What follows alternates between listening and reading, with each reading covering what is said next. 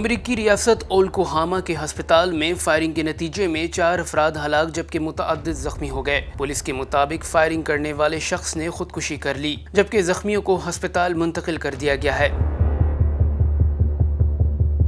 گزشتہ ہفتے ریاست ٹیکساس کے شہر یوولدے میں ایک شخص نے پرائمری اسکول میں فائرنگ کر کے 19 بچوں اور 2 اساتذہ کو ہلاک کر دیا تھا، جبکہ گزشتہ روز امریکی ریاست لوئیزیانا کی یونیورسٹی میں تقریب کے دوران فائرنگ سے ایک خاتون ہلاک اور 2 افراد زخمی ہو گئے تھے۔